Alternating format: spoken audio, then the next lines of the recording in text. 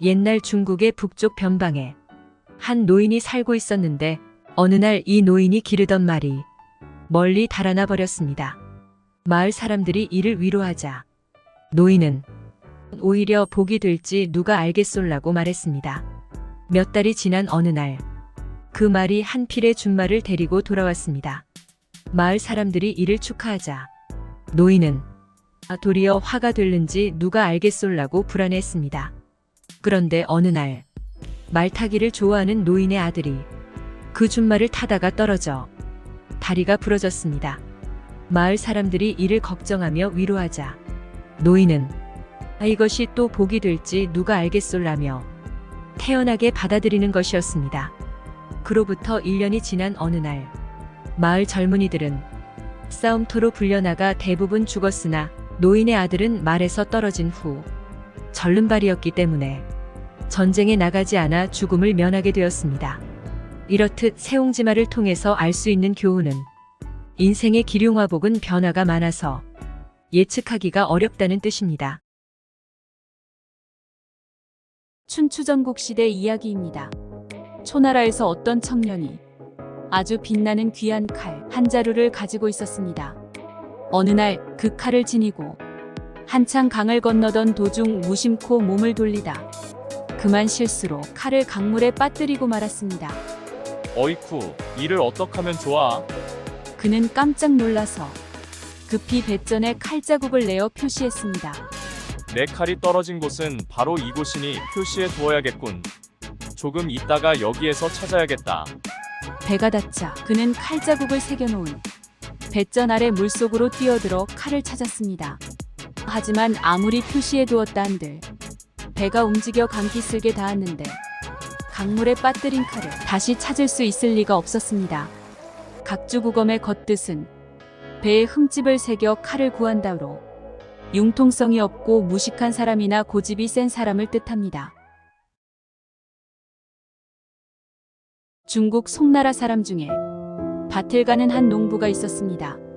밭 가운데에는 나무가 있었는데 어느 날 농부는 풀숲에서 한 마리의 토끼가 뛰어나오다가 나무 그루터기에 부딪혀 죽는 것을 보았습니다. 농부가 이것을 보고 그 후부터 일도 하지 않으며 매일같이 그루터기 옆에 앉아서 토끼가 뛰어나오길 하염없이 기다렸습니다. 그러나 토끼는 2번 다시 나타나지 않았으며 그 사이에 밭은 황폐해져서 더 이상 어떤 작물도 자라지 못했습니다. 그리하여 농부는 온 나라의 웃음거리가 되었습니다. 이로써 수주대토의 의미는 언제까지나 낡은 습관에 묶여 세상의 변화에 대응하지 못하는 사람들을 가리키는 말입니다.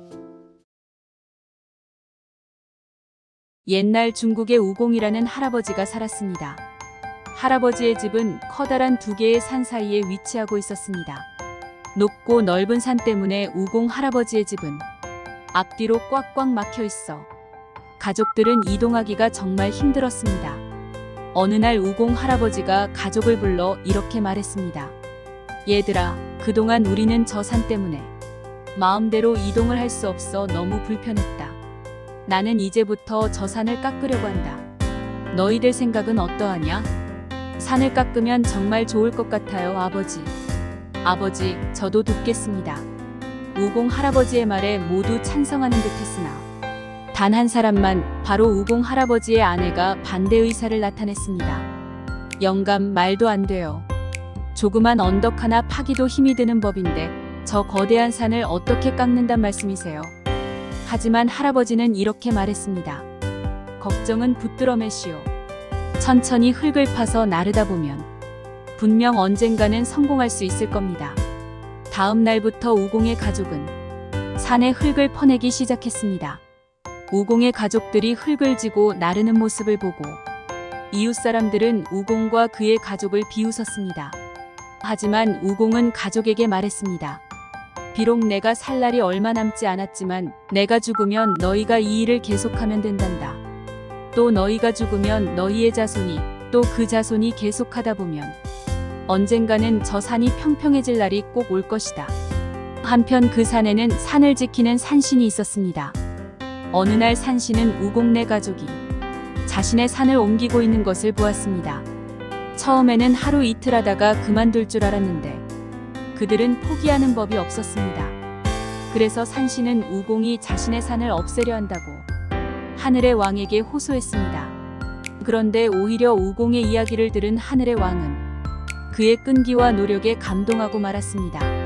그래서 자신의 아들을 시켜 산을 옮겨 놓도록 명했습니다. 이렇게 우공이사는 어떤 일이든 끊임없이 노력하면 반드시 이루어짐을 이르는 말입니다. 무엇이든 끈기가 가장 중요한 것 같습니다.